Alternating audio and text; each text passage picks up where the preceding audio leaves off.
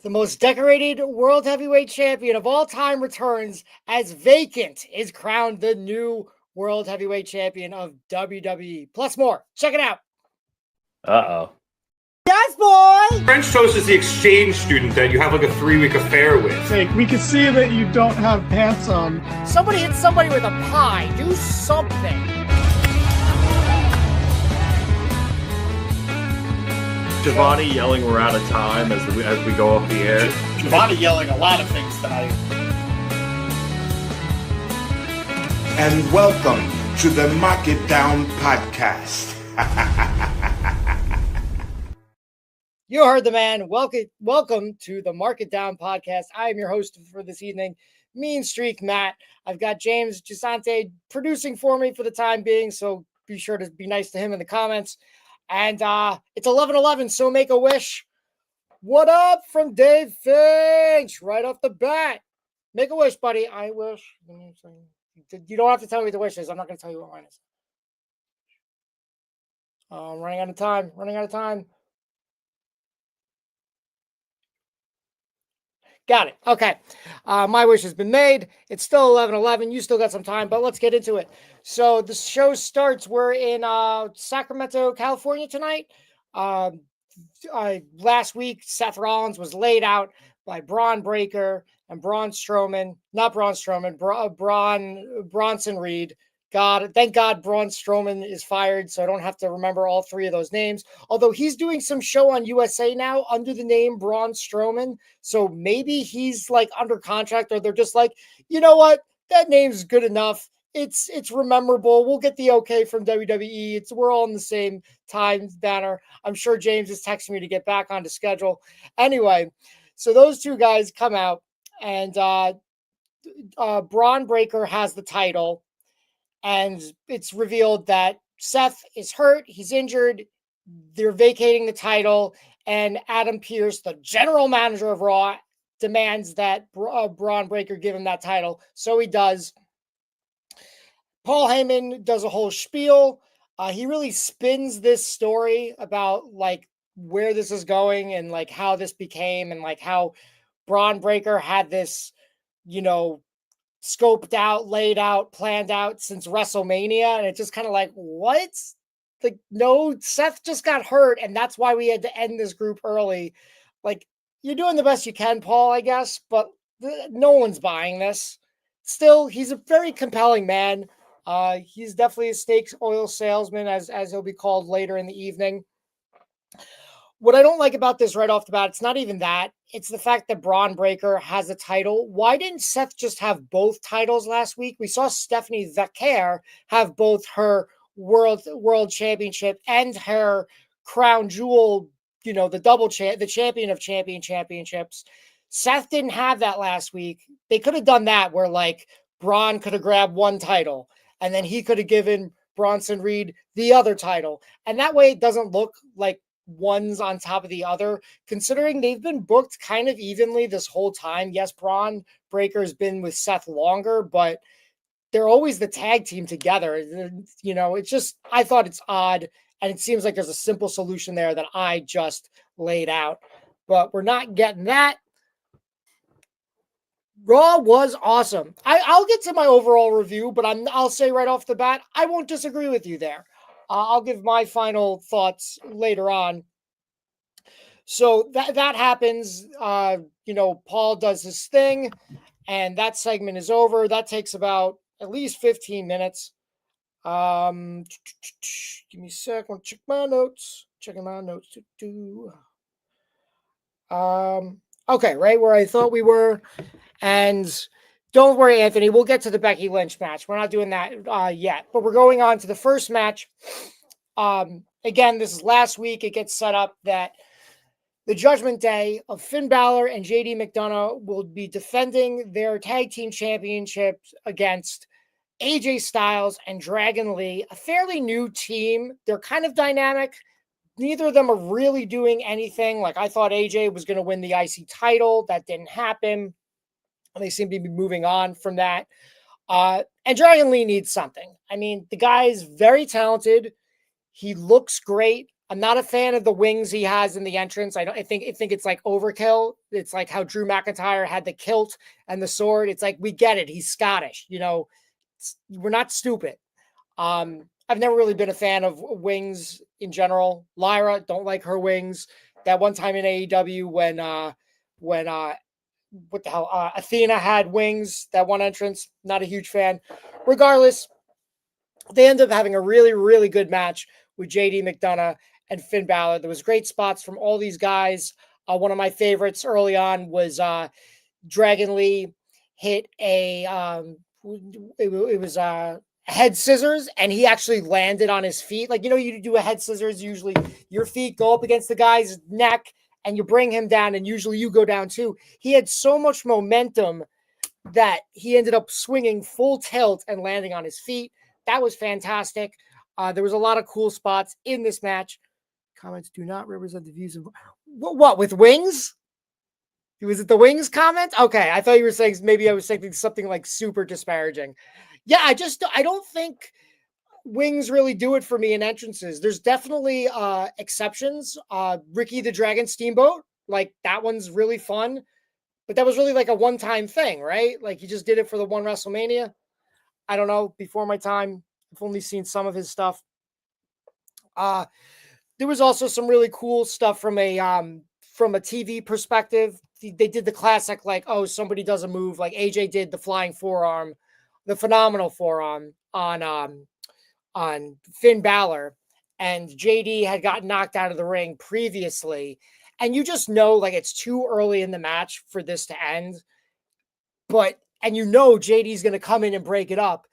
But he did it so last second, like at that last second, I'm like, oh, wait, maybe he's not. And then boom, JD right in the nick of time. And even the replay they show, you show him hustling to get back in the ring. Like, it was great. Like, I don't think the average person would have been able to get there in time. So really, like, edge of your seat action, a lot of fun. Another fun, cool thing they had was they did their combination finisher. JD hit the moonsault, then Finn Balor hit the coup de grace.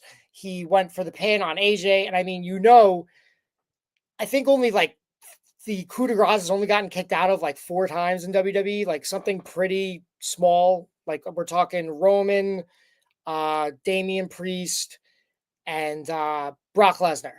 I think those 3, maybe one other. So, it's going to have to be a breakup or something crazy, and something crazy did happen.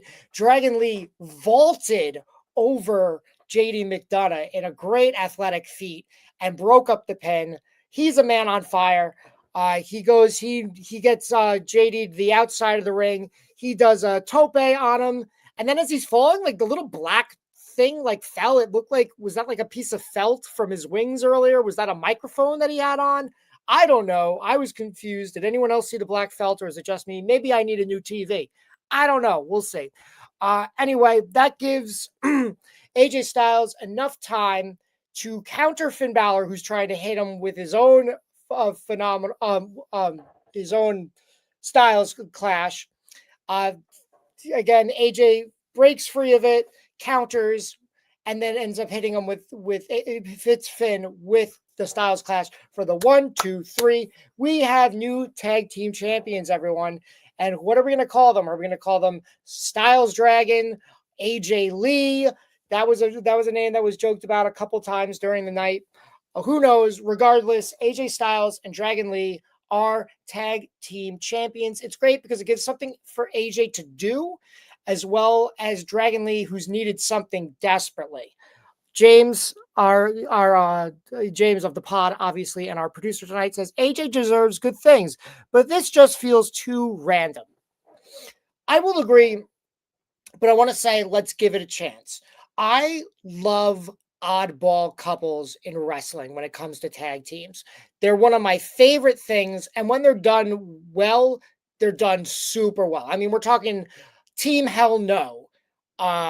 Who else? I don't want to name another Kane team because that would just be too much. But who else was really good that I really, really enjoyed? I had others lined up, and now I've forgotten them. Oh, Tajiri and Eddie Guerrero, super underrated team. They weren't tag team champions for long, but they were fun. Who else? Who else? Who else? Who else? Name some other people. James, if you can name some oddball tag teams that you like, let me know. Oh, we got a comment here for Nicholas. Happy for them, but this is also very much just a traditional team, so the Bronze can beat a babyface team for the tag titles. That's entirely possible, though they do seem kind of fixated on the World Heavyweight Championship, and we'll get to that later. I don't necessarily disagree with you, Nicholas. And to James, who says it's too random, I will agree they haven't built up the kind of momentum and camaraderie and chemistry that I like to see in my oddball tag teams. I also wouldn't go to either of them. Like, they wouldn't be my first choice for like, oh, I bet they'll have great chemistry with so-and-so, both in the ring and like in backstage segments. But I'm willing to give it a try. Like, I don't dislike them. And again, it was a good match. James, our producer, says Rollins and Jason Jordan comes to mind. That's another random one. I didn't like that one though. Did you like them? I was talking about ones that I love because I love good oddball pairings. Like, they were definitely an oddball pairing and they were champions, but I don't think they were good ones. MVP and Matt Hardy. I mean, if you can't get the Hardy boys, MVP and Matt Hardy are a great choice. You could also say Matt Hardy and Bray Wyatt. Like, who else? It doesn't matter. I've named a few right off the bat. I was trying not to go with a bunch of Kane tag teams because I started with Team Hell No. I was a huge Jordan mark. It was a matter of time before he became a huge deal. I think it was setting up big things, I guess. But I still am. I mean, I kind of am. Chad Gable was always my guy. I really liked what was it? They were not the American Alpha. I really liked them, and I thought they were setting up some random NXT match against World's Greatest Tag Teams. They kind of hinted at it a couple times. I'd love to talk to Shelton and Charlie to see if that was ever on the table. But yeah, I always thought it was like, Seth's a random tag team guy too. Him, Braun Strowman, but I didn't like any of his random tag team partners. Yes, Nicholas, I beat you by just... Or no, you technically, Nicholas, you beat me to it first. I just didn't see it, but James saw it. Jerry Show, that was a really good one. I liked a lot. Show Miz, not as much. And then definitely, they didn't really give Jericho and Miz much of a shot. They were like a team for maybe a month, but somehow made it into the SmackDown versus Raw 2011 game as a tag team. So, one more random shout out to random tag teams. I'll do two more that I like that weren't champion though. The best one is Rock and Sock. Booker T and Gold Dust is another great one. I don't think they're as successful as Rock and Sock. I think they were only champion for like a month, but I digress. Two that I really liked that weren't champions were the Rhodes Scholars. They weren't so random, but Drew McIntyre and Cody Rhodes, that was random, and they weren't even a good tag team. But who else? Who else do I like? DZP. Are you down with Zach and Primo Cologne and Zack Ryder? Everyone. All right, let's move on. So they became tag team champions. All I'll say is they can't do worse than they can't do worse than the Judgment Day did in this last tag team championship reign. They never defended the titles. They were always in the clubhouse. It was the only thing that really was exciting was when they beat the New Day for the titles, and then now when they lost the titles. So that's something compelling that happened tonight. Maybe you didn't like it, but we did get a title change, on a Monday Night Raw. That's always like, I'm all for that. And yeah, they can't do worse than the Judgment Day. So I say it's a step in the right direction. We'll see if they become if they have enough time to become a beloved random tag team. We'll see. I see some of our comments are yay or nay on this, but we've got always a big deal with the title change. I agree. With a few exceptions, but we'll move on. So this is big. The Judgment Day have lost titles, and now it's time for Dominic Mysterio to once again defend his Intercontinental Championship against Rusev. And it's a solid match. I like the beginning of it. You know, what the Usos, they talk backstage? Sure. They talk backstage. They're both in this battle royal tonight that they announced at the end of the first segment, which I forgot to add. Sorry guys, I didn't make great notes tonight. So they're doing a battle royal to determine a number one contender for the World Heavyweight Championship. CM Punk is already number one contender. He won the triple threat number one contender match last week to face off against Seth. Seth is hurt, so CM Punk needs to face a new number one contender, and it'll be the winner of this battle royal. I love battle royals. I know a lot of times people think they're kind of a cop-out when they do it for titles, and they typically don't do it for the big titles. They only do it for the small titles, and I get that.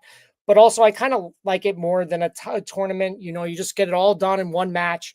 It's like you overtook all these other people in the single match, and not just like everyone had to face everybody each week, yada, yada, yada. And if you don't like title matches for battle royals, that's great, because this is only for the number one contendership for one side of that bracket. So I was excited about this. It worked for me. Jey and Jimmy talk about it backstage. Jimmy's like, you're still acting sus, Jey. Like, you know, and Jay's like, well, you know, if Roman was here, and Jimmy's like, well, Roman's not here. And I feel like they should have reiterated that more. Like maybe the commentary team could have been like, Roman Reigns is not cleared for action. Yes, James, that's my go-to Seinfeld line when I do pods, because it's just like, how do I do a transfer? How do I do a slick transition to the next subject? And it's just a yada yada yada. That's all you got. And James is giving me that thumbs up. You're just gonna have to trust me, guys. I can see him, but you can't see him. He can see me too. He can't see you. Up now, he's doing this. Okay. Anyway, yeah, I just would have liked that, because it just. Even though I like it because it'd be a storyline reason for Roman not to be there, not just, oh, I'm Roman Reigns, I get paid more than anybody else, but I only work part-time. Like, I hate that mentality. I don't think these guys should have to work as much as they do year in and year out. I definitely think they get overworked. I'm always just like, yo, less house shows, just train in the PC, like, you know what I mean? So I don't want anybody to like have to work to death or work hurt, but like no one, it's disgusting how much, in my opinion, how much Roman gets paid to work as little as he does, him and Brock Lesnar. So yeah, I would have liked commentary just to be like, oh, he's hurt. That's why otherwise he would have loved to be in the battle royal tonight. He would have loved to wrestle for you and himself and his family. He would call them the bloodline. He wouldn't call them the family tree. Anywho, so Jimmy's like, yeah, Roman's not here. I'm here. I'm in the battle royal. You're here. You're in the battle royal. Like, we got to let's focus on that. And Jay's like, yeah, you're right. And he's like, are we good? And Jimmy's like, yeah, we good. And even Jimmy says yeet. I loved it when Jimmy said no yeet. I know it's like a total ripoff, but like, if I had to buy a yeet shirt or a no yeet shirt, I honestly think I'd buy the no yeet shirt. Like, that's just me. I'm the oddball. I always liked Christian, not Edge. I always liked Matt Hardy, not Jeff Hardy. Boo! Boo! The Dudleys, take them or leave them. I don't care either way. Not that I didn't like Edge or Jeff James, but there was my preference. My preference were those other guys. But moving on. So that segment, James wanted me to let you know about that segment. So we go into the Dominic Mysterio match, and this guy is becoming more and more of a face each week. It's great. I hope they don't miss the ball to make him an actual baby face, because in some ways he is a baby face. Like, even just him playing to the crowd, like he'll go into the ring and he'll go like, and it's great. It's like everyone loves it. It's such a simple pose to hit. Even me with my bad shoulder, like, I couldn't hold that for more than a couple of seconds, but you still saw me do it, and I still look pretty good, right? Don't answer that. Anyway, this match starts. Dominic comes out first. Not common for the champion, but it does make sense for this. Then Rusev comes out, and Dominic immediately hits a tope, throws him into the stairs, throws him into the ring, tries to get some offense in, but Rusev quickly, takes this early battering, brushes it off, and just starts manhandling Dominic Mysterio. And that happens most of the match, but it's all very like it's slow and steady, but it's not boring. So I enjoyed it. I enjoyed a good smacking around of a wise ass, even if you love him, Dominic Mysterio.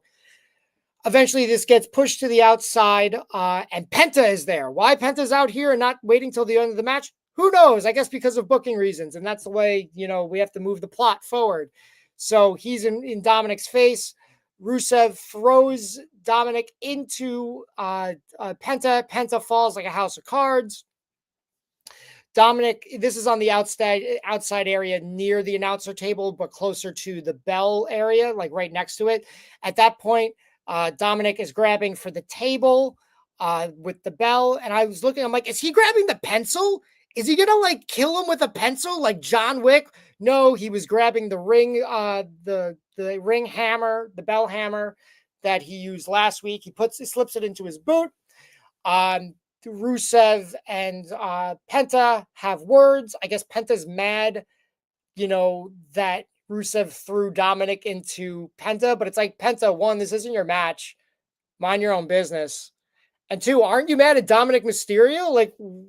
This is just really bad, tunnel vision logic that I don't like. It's like, oh, the heat of the moment. And I'm like, bro, I don't buy it. Me, I'd be like, bro, what the fuck? I hate that guy. Let me continue hating that guy. Not like, oh, you want to start some? It's like, no, I still hate that guy over there. If I have to deal with you afterwards, that's fine. He's got the title after all. Anyway, Rusev rolls him back in. Dominic, counters, ends up setting him for the 619. He's going to hit him with his boot with the hammer. Rusev catches him, takes the hammer out. Is like, Rusev! And is about to hit Dominic with the hammer. The ref stops him. Ref turns away to hand the hammer out. It's like, why can't you just slide the hammer out? Why do you have to go and hand it to a ring attendant? Because of the plot. Dominic hits another low blow and is then able to finish off Rusev with the 619 and the frog splash. 1, 2, 3. I mean, this guy is doing underhanded things, but he is facing a heel. I mean, Rusev is definitely a heel. You can't tell me this guy's a face. So do we have a heel versus heel match, or is Dominic Mysterio the face, or is he tweening? Who knows? I think we'll find out by the time the Judgment Day breaks up or by the time Liv Morgan returns, whichever comes first. Speaking of that, earlier when they were talking about the tag title match coming up, Roxanne was talking to Dominic, like a little supporty, yes, Latino heat. Ding, ding, ding. That's all I can do without getting accused of cultural appropriation. Anywho, yes, Roxanne was comforting Dom, and I wonder if they're trying to start that up again. Because again, I haven't been watching Raw every week. That's why I haven't been reviewing. Sorry, guys. It's been very busy, but I'm happy to be back this week at the very least. But it seemed like they kind of dropped that hinting at that possible love angle. But maybe it's back on. I mean, hey, in things in relationship and crushes, they get hot and heavy and they get cold. Hot and heavy, that's a good Seinfeld reference. So sometimes they're hot, sometimes they're cold. Now they're even Stevens. We're back on track. Maybe with this love angle. The age difference is appropriate, I think. So yeah, we'll see where it goes. Like I said, though, I think Dominic should have a face run soon. And we should probably wrap things up with the Judgment Day as well. I'm not sure if they can do much else as a group unless one of them wins a world championship. I'm talking either Dom or Finn or Roxanne, one of them. But I don't really see it happening, at least not now. So yeah, that was another decent match that happened. And then what happened next? Oh, one more thing. It was funny at the beginning. Wade Barrett said, I think he said gang. He said, whoever said, I think Confucius said, how do you improve perfection? And Wade Barrett said, you get a neck tattoo. And I'm like, way to put over Dom's neck tattoo. Am I a fan? No, I'm not big into tattoos in general. Does it fit his whole visage? Yeah. Yeah, it does. I like his right arm better than his left arm. His left arm's got the red with kind of the tribal, cut up things, and then the right is it's got like kind of like an Aztec looking like mask, and I think that one's badass. Anywho, so the Judgment Day are able to leave with some gold, and who knows, maybe they'll win their third match of the night, which is later on. But next, it's Maxine Dupree in her hometown versus Becky Lynch for the Intercontinental Championship. This is their third one-on-one match, I think, ever, or at least in the series. We saw the last 2 weeks ago, Maxine won by a count-out victory, though the ref, Jessica Carr, kind of counted fast because she was mad at Becky. So some less than impartial reffing by her. And then previously, Becky whooped her ass. So anyway, I don't think a lot of people are looking forward to this match, but I don't know. I was just feeling optimistic, and my optimism was not let down. I thought they had a very good match. Like Maxine has she still has a lot to do to become a great wrestler. She's still young in her career. But I think she put on a fairly strong performance. Like, not everything was perfect. There was a weird stunner at one point, and I don't even know if that was Maxine's part. It just kind of like fell together, and it didn't even look clumsy. It actually looked kind of smooth, but it was just kind of like, was that a stunner? Like, kind of off, but interesting. And honestly, I like to see this girl do more kicks. She's young and growing. Her development has been fun to watch. Yes, I agree with that. I don't think she even did the worm elbow tonight, which I don't think she needs to do. Like, I don't think it's a bad move, but like, it's just like, it's Otis's move. You should probably have your own have your own strong foundation, have your own strong repertoire and move set, and then worry about like doing a thing that your partner does. And again, the crowd was into her. She pulled down the straps at one point. That's one of her signature moves. I think it's a great thing. She's not the only woman to do it. Willow Nightingale does it, but hey, they're in two different companies. Like, I'm fine with it. She's a tall gal. I think she's like 5'9", 5'10". She's got long legs. She does some cool kicks. She did one of those where she did the Shelton thing where she misses the first kick and then she hits the back heel kick afterwards. And I would just like her to do more kicks, honestly. Like, if she's just like, I'm a kicking machine or something, I don't know. I think she could honestly not entirely rely on that, but that would definitely, I think, do her more good than harm. Were there any more bits to the match that I really enjoyed? Let me see. Oh, yes, I will make one more comment about the match. Becky had her in an arm bar, and she was able to just kind of slide and step herself up and counter it into an ankle lock. And it was smooth as butter, guys. Like, Maxine, that was delicious. I loved it. It was great. Do more stuff like that. It reminds me of like the smoothness of Becky's new pinning combination. What did she call that? The Lynch pin. So, like, obviously totally different moves, but it just the crisp, the smoothness, the 2 thumbs up.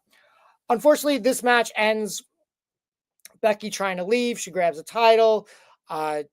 Maxine throws her back into the ring, and then yada yada yada. Becky hits her with the belt right in front of the ref, Jessica Carr, and the match is thrown out. And then Becky just beats the hell out of her, and that's it. And I feel like this has got to lead to, we're not going to worry about that first match they had, but the second match they had 2 weeks ago, it ended in count out. And this one, I would say, just straight up a compelling match. Solid match, ended unfortunately in a DQ that was not very satisfying, especially to a hometown crowd. Now, it's better than for a hometown crowd, better than her just straight up losing and tapping out to Becky. The only thing I would have changed is when Becky was walking away, you have Maxine grab a microphone, like she's just beat to hell on the ground. You just have her grab the microphone. It's just like, she said something like, Becky, like that's all you got. Like, like this isn't over. I want a rematch. Like, I've beaten you twice. Call her a bitch. I don't care. Do something. Like, have Max look a little bit better than this, because let's be honest, do we think that Maxine Dupree is going to win the third match for the IC title? Probably not. Again, anything's possible, but I'd rather her, show some gusto, have some moxie, and that didn't happen here, which bummed me out. And I think really would have gone over well with the hometown crowd, who unfortunately they were into the match. During the after-match beatdown, they did start a faint AJ Lee chant. They wanted someone to come out to save Maxine. I don't think that was the answer. Again, you could have, cut it short and given Maxine a little bit of time to break out the microphone and say what I suggested. Anyway, I guess next, we're going to have Stephanie. Don't worry, I'm not going to forget the stuff in between. I hate how they do this, where they're like, their next match, Stephanie Vaquer versus Roxanne Perez. Stephanie Vaquer comes out. Everyone's happy. Everybody kind of like, okay, but now we're going to do all this stuff in between. And I'm like, what happened? You've completely, like, my expectations are all over the place. You got me like hot and bothered for nothing. I'm just kidding. I actually really like Stephanie Vaquer as a wrestler. Like, I'm excited to see her. Just do the backstage segments before the next match. Not be like, we're starting our next match. Here's somebody walking to the ring. Okay, now it's backstage segments. It's like, no, that's out of order. Don't do it like that. And it's weird because they didn't do it that later in the show. We have some backstage segments later that actually happen after a match and before the next match. So anyway, we get a promo from the Kabuki Warriors. They are back. They're putting the tag team division on notice. Hopefully that means they'll win the tag titles from Charlotte and Alexa Bliss. So I think that's all they can do with them. I don't want to see them hold the titles too much longer. I think they're better for Kabuki Warriors and then maybe Io Sky and I was about to say Bianca and Rhea Ripley. Also, shout out to Sol Ruka and Zarya, who did not win the titles last week. I've been saying for like probably 6 months, those titles need a shot in NXT for a little bit. Even if it's like a month reign, give it to one of those gals. And again, I think that's my top team, even if Sol Ruka has 2 titles already. All right, let's see if we have any other comments. No, all you guys fell off the comment train. That's okay. I'm happy to keep talking. Though I should have gotten some water. That's definitely on me. I will persevere for you, though.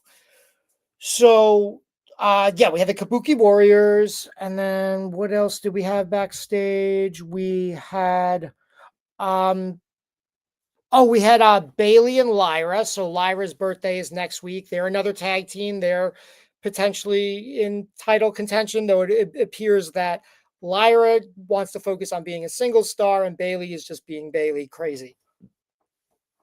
Anyway, we'll find out more for them next week when it's Lyra's birthday. Is it on Monday? I don't know. Check Wikipedia. You tell me. What's happened, Kirk? Well, Monday Night Raw is happening. This is the review. So we are a good ways through, but there's still plenty more to talk about. So stay tuned. Yes. Hi, Kirk from the Mark It Down podcast. Glad you could be here. So, then this is this is a remark and complaint about just the show in general. No wrestlers. They're like, what a great crowd. And that's when they show a sign of literally, it's like, what was it? I think it was Seamless. One of their sponsors. It's Seamless. And then they show, they're like, the Joe Testosterone, whatever his name is. He's like, what a great crowd. Do they show the crowd? No, they show the ring barrier that has a couple more ads on it. It's like, show the fucking crowd. You can have the little blurb of the sponsor at the bottom. You don't need to show us the sponsor wall too. We see that during the match. We see that all night long. You don't need to have a spotlight for the wall. You can show crowd reactions and still have the sponsor. Hell, you can do that thing they do sometimes during PLEs where they'll either, I don't know whether they get regular fans to wear the t-shirts for like the ice cream bars or whatever, or if those are paid actors. I don't know which. Either way, it's better than this. So don't do this. This is lame. This takes me out of it. And again, You show people, fans at home, I know that person. Oh my God, I saw you on Raw. That's so cool. Oh man, I got to come with you next time. Like, come on. No one's going to get excited over seeing a wall of ads. It's dumb. Stop doing it. Okay. But we need more money. More ads, more money. Okay. Stephanie versus Roxanne Perez. I won't get into too much, but hey, very cool to see two women's matches in one night and right after each other. It was, I don't want to say it was clunky, but it wasn't as smooth as the previous match, which is surprising. Stephanie and Roxanne do have history in NXT. I was figuring they'd have a stronger match. I don't think it was a bad match, but it was just like an average match. There was some shakiness here and there. But the big highlight was Stephanie goes for the devil's kiss, and Roxanne, she's in the position, but ends up rolling to the outside. So that was like a cool counter that like everyone was like super pissed at her for. It's like, that's what we came here for, and you robbed us. Eventually, Stephanie does hit the devil's kiss, which should that be your finisher? It's like it's interesting. Your signature is your most popular move, but that's not what you finish people off with a match. It's not a complaint. It's just like, how do we make your finisher as exciting? And her finisher is actually pretty solid. It's like a double angel wing, and you hook her up, and then instead of having her just land straight down like the Karma Bomb. I know there's other names for it, but I'm talking women's wrestling, guys. You got to support them. Instead of landing them flat and her sitting out flat, she has them land on her knees. I'm like, it's a pretty solid move. When did they start calling her the Dark Angel? Is that new? I noticed that tonight. I like it. I don't know if Jessica Alba likes it, but I like it. Anywho, she gets the 1, 2, 3. Judgment Day are not happy. Raquel and Roxanne are beating up on Stephanie Vecchia, and that's when Nikki Bella shows up to save the day. Thank you, James. Yeah, I'm chock full of them. I never watched the show, but I was just kind of like, is this related to that Angel show? And it's like, we didn't have Wikipedia back then, so you had to watch, one or the other, and I didn't watch either, so I was able to figure it out, though. Anyway, Nikki Bella comes down. She beats some people up. They go to the outside. The screen turns black. The screen comes back on. It's focused on Raquel and Roxanne on the outside for a considerable amount of time. And then eventually it gets back into the ring with Stephanie and Nikki Bella. And Nikki Bella's like fixing her shirt. So obviously a nip slip. As Booker T would say, you gotta love it. But unfortunately, it's just like you're out here for 2 seconds and you have a wardrobe malfunction. That's unfortunate.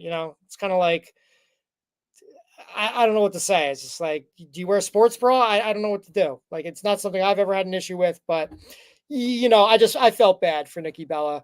I just feel bad in general. I don't think anyone's really hyped for her to be back. Like, I think there was a initial hype, and personally, my dealings with her personally have always been, I would say, honestly, lovely. Like, she's like, I've seen her be like really good to fans, really sweet, and not like fake sweet. So like, do I have mixed feelings about her as like a performer? Yeah. Do I want anything bad to happen to her? No, absolutely not. And I certainly don't want her to have the embarrassment of a wardrobe malfunction. But I hope this run does become more compelling. She talks to Stephanie Vecchia backstage, and I thought it was going to end in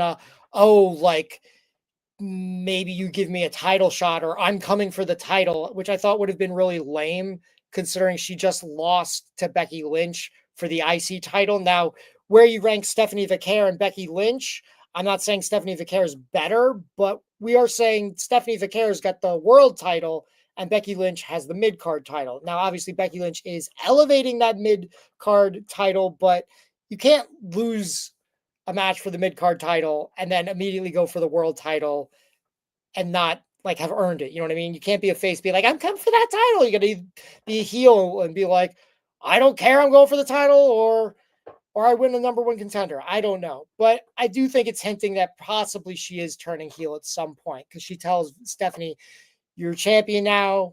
We've only been friends for a few weeks. You know, you got to look out for everyone. So that includes Nikki. We'll see where that goes. Again, I'm hoping for compelling things from Nikki Bella in the future and not just necessarily, have Brie come back so they can tag. I think that's definitely an option. I don't think that needs to happen right now unless Nikki completely bombs. But I don't think that's going to happen. I think maybe somewhere in the middle. But I am hoping for the best for her. So let's see. I think I said enough about that. I saw James with his Paul Heyman. Oh, Paul, thank you. Paul talks to Braun and Bronson. Braun's like, we came here with the title. Before that. He talks. Thank you. Sorry. I'm a little all over the place. Appreciate it, James. Paul Heyman's is waiting at Adam Pearce's door. Adam Pearce lets him know, hey, Bronson Reed and Braun Breaker are not in the number one contender battle royal tonight. Like, go F yourself. That's pretty much how it goes down. Paul Heyman has to explain that later on to Braun Breaker and Bronson Reed. Braun Breaker's not happy. He's like, explain this to me. Like, last week we took out the champ. This week we had the title. And now you're telling me, like, not only did we give up the title, but now we don't even have a shot at the title. And Paul Heyman is like, hey, years ago, there was a guy who had exploded on the scene, had a great 5 months. And, he could have been champion like day 2, but like he teamed up with me and I set things in place. I put I did the politicking. I put things in place and he ended up beating the Rock 5 months later. And then he talked about Punk. Then he talked about Roman, how Roman was, I thought this was a great reference that like Roman was the big dog and like who remembers his WrestleMania main events?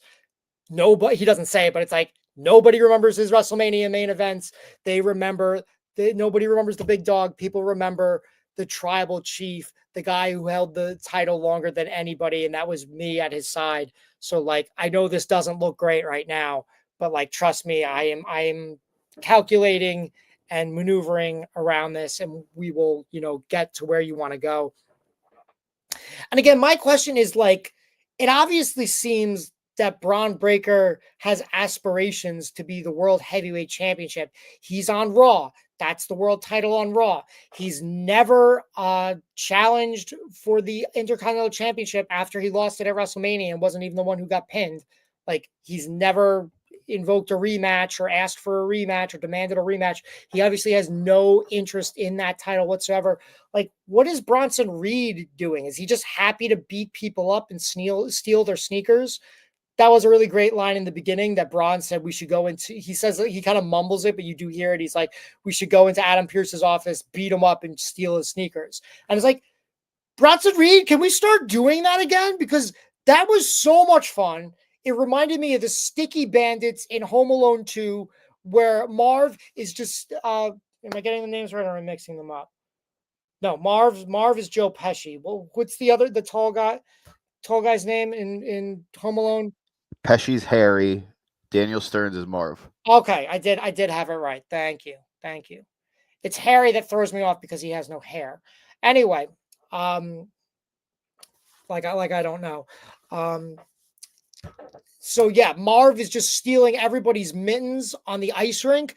That was like funny as shit. And it's like that's what Bronson Reed should do. He should beat up a Ty Dillinger type, a Stan in the hallway and just steal his shoes and put them around his neck. I'm not saying he's got to have the same pair of shoes every single week and he's got to like keep every single pair, but like definitely have it be like he has a few pairs on him at any given time. Maybe he's got a staff that has like a walking stick that has a bunch of shoes attached. Maybe he's wearing shoes on shoes. Like it was fun. And I think they ended it too early. I think they would have probably overdid it, which is something they're doing with the yeeting, which we'll get to later. But I do think I hope they open that up again. Anyway, we're again. Besides this, I'm doing a lot of talking for by myself, and I definitely need water. So let me. Did you talk about Heyman and Becky? I missed that. So sorry. Like I said, I wrote bad notes. This was before he talked to Bronson and Breaker, but right after he talked to Adam Pearce. He's trying to smooth things over with Becky Lynch. He's like, look, I put myself in between Rollins and those guys until it became like a matter of like my own health. Like Seth will be okay. Like, he'll bounce back from this. This was not obviously my idea. Right now, you're the breadwinner of your family. Like, you got to focus on, getting through the day. And Becky's just like, I will not have any of your snake oil salesmen, shenanigans. And like, you don't have to worry about Seth hurting you. He's just going to hurt whatever, like, what was the word he used? Sorry. Your Nepo baby. Thank you, Nepo baby. James, can you give me like literally 5 seconds? Just give me 5 seconds.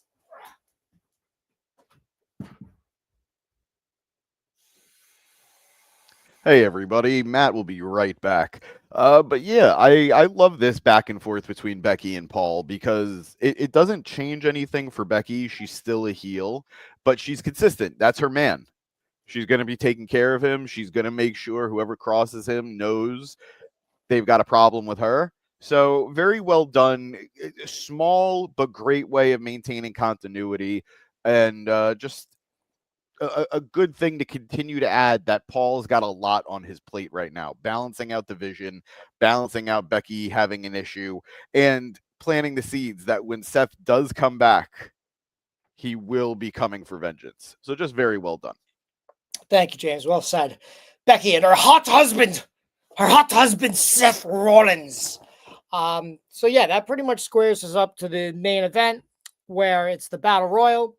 It starts off with Jimmy and Jey in the hallway with a bunch of screaming fans. They come out to the corridor, like, to the main, out in the stands. And a woman hands Jey a cute baby girl with a Yeet onesie on. Jey kind of hesitantly, but very carefully does accept the baby. And they do the Yeet dance with the baby. He's not doing this, and he's certainly not yeeting the baby like Gene Snitsky, but the baby seems to be like chilling. So they go to the entrance. So that was a big one. I will say I don't like no more mid-match yeetings like with the music. I think that's definitely overkill. That's definitely. I feel like I don't think they did that tonight because I did walk my dog in the beginning. I heard something about running it back, but I think that was just his normal, that yeet. But yeah, him at SummerSlam doing the theme song during the match, I thought was super obnoxious. It reminded me of The Simpsons, where Krusty the Clown exploits Bart when he says, "I didn't do it," and he brings out the "I didn't do it" dancers. That's what it reminds me of. It. Don't do it, WWE. Less is more. So anyway, we got this Battle Royal. And like I said, I enjoy Battle Royals. It's fun. I was walking the dog. I might have missed the very beginning. I ran into when Otis was doing his thing. He gets knocked out by Rusev. Then Rusev knocks out Tozawa. And then, we're off to the races. Everybody gets their little shots in and some compelling moments here and there. Ivar and Sheamus had a great slugfest. I wish it had lasted longer. The ending was fantastic, though. They're both on the outside, and you think they're just going to get knocked out by someone. That happens later. We'll get to it. But Sheamus hits a white noise on the apron to Ivar, but manages to land on the apron himself, so he doesn't get eliminated. Ivar does. Is Eric out on injury? James, you can comment because I don't remember seeing him again. Did he get eliminated first or something? Did I miss that? Is he out again? You look it up and let me know. But again, Ivar, I wouldn't mind seeing another, singles run from Ivar. I thought that was very good. Not sure but that would suck. We'll check now. Cool. I have a feeling he is. Again, I just wish they would call them Hanson and Rowe. Like Rowan is on SmackDown. We can deal with having a Rowan and a Rowe. I mean, you even think about it, Rowan is actually Eric Rowan if you want to get real like official about it. I mean, maybe they don't call him Eric anymore, but like still ridiculous. No confirmation on injury. Okay. If anyone saw Eric in the beginning of the match, let me know, because again, I was walking my dog. I came back, the first elimination I saw was Otis. So Sheamus survives that bout.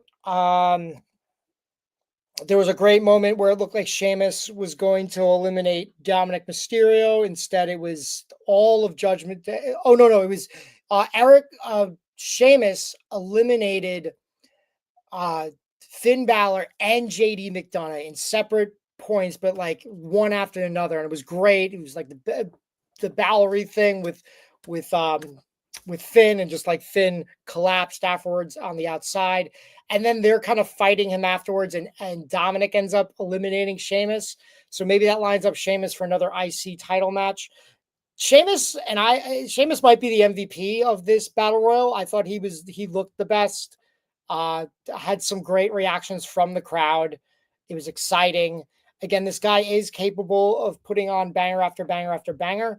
You just have to have a reason to care about him, which is not always easy for me. Sometimes I do, sometimes I don't. Again, the stronger matches he has, the more likely you are to care about him. And again, I think he was the MVP of the match for me. I thought he looked great. And like next week, I want to see a one-on-one match that's just as hard hitting with him and Ivar. On the other side, in the mess, I forgot that Dragon Lee got eliminated by Dominic Mysterio. No, he got eliminated by Finn Balor and JD McDonough. So some revenge for losing their titles. After that elimination thing with Sheamus and JD and Finn are all fighting on the outside. There's refs on each side to like see who gets eliminated. Those refs got distracted by the fighting, tried to break it up. AJ Styles threw out Dominic Mysterio. Dominic realized, hey, there's no one here to like catch my elimination. He goes back in, tries to eliminate AJ. It's a great spot. Everything's back in working order. At this point, Jey Uso has been saved by his brother Jimmy a couple times. We have a few more eliminations here and there, like Kofi got eliminated. That got a big buzz. Like people were happy to see him get eliminated. We're down to the final. At one point, it's LA Knight, Jimmy Uso, Jey Uso, and Dominic Mysterio. Don't ask me how AJ Styles got eliminated. I don't remember. It wasn't really important. Anyway, this is right after Jay got saved by Jimmy. Jimmy and LA Knight topple over the top rope and are on the apron hitting each other.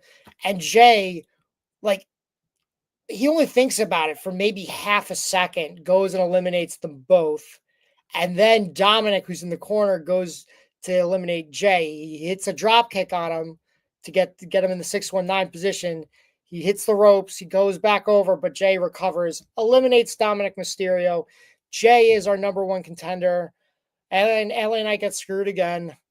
That being said, we were getting at one point when Jimmy did save Jay, it was Jay fighting LA Knight. LA Knight was inside the ring. Jay was on the outside teetering, and they were going back with the, yeah, yeet, yeah, yeet. And it was pretty even, like maybe 55% yeet, 45% yeah. But again, we've talked about on the pod, at one point it was deadlocked 50-50 with them. At last year's Money in the Bank, it was 50-50. And it's crazy that in that time, LA Knight has only been a U.S. champion and lost at WrestleMania, and Jay has become a tag team champion, Intercontinental champion, world heavyweight champion. Like, it's just, it's crazy. It's crazy how Jey, and I'm not saying anything bad about Jey. I think Jey is really good. It's just nuts that Jey Uso and Damian Priest have been world champion, and Sami Zayn and LA Knight have not. Like that grinds my gears, man. That bums me out. Anyway, Jimmy's pretty fucking upset, as he should be. CM Punk, who's on commentary watching the match, rolls into the ring, has a stare down with Jey. They kind of get nose to nose. They know what's up. This is going to happen at Saturday night's main event, the one on November 1st, guys, not the one in December, not John Cena's last match, because that's what I thought initially. I'm like, you're going to crown a new world heavyweight champion the same night John Cena's retiring? That's nuts. Thank God they're not doing that. That would be dumb. So yeah, November 1st, Saturday night's main event, we will have CM Punk versus Jey Uso for the vacant World Heavyweight Championship. We'll see how things play out in the coming weeks. I think there's a good chance Jey wins by shenanigans and completes this heel turn.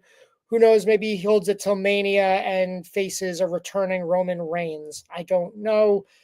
I don't particularly want to see part 4 of Roman Reigns versus Jey Uso for a world title.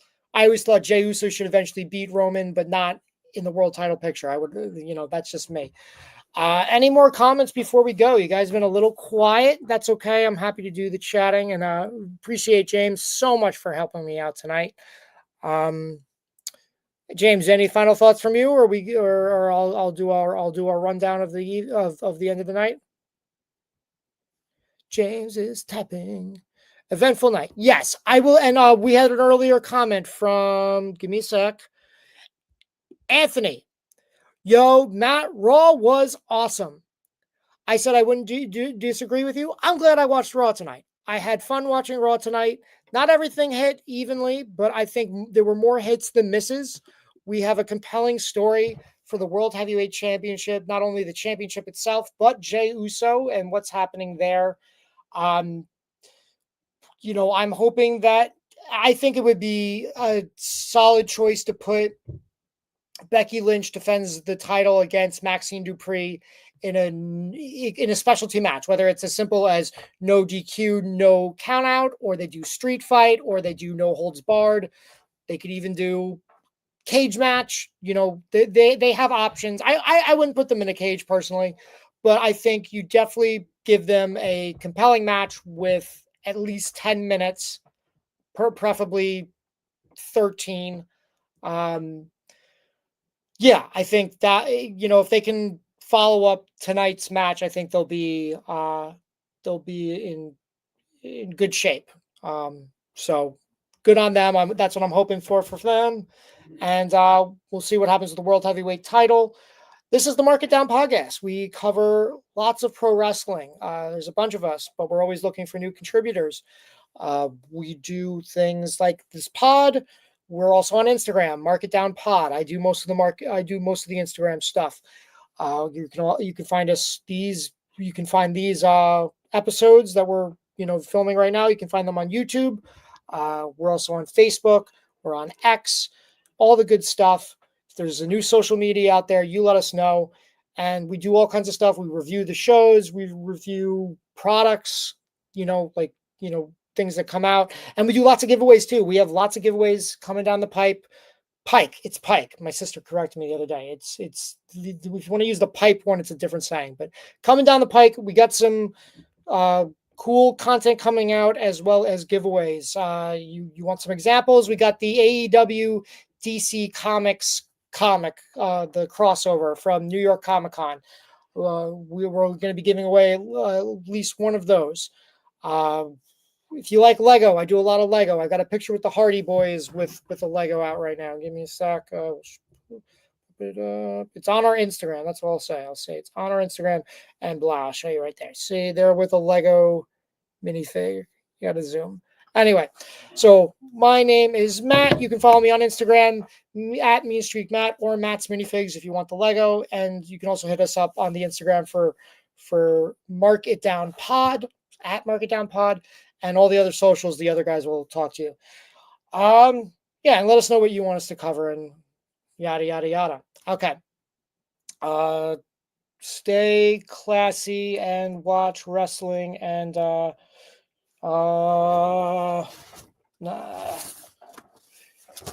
no kings except in wrestling. All right. Bye. Oh, God, I knocked over a Lego. Okay.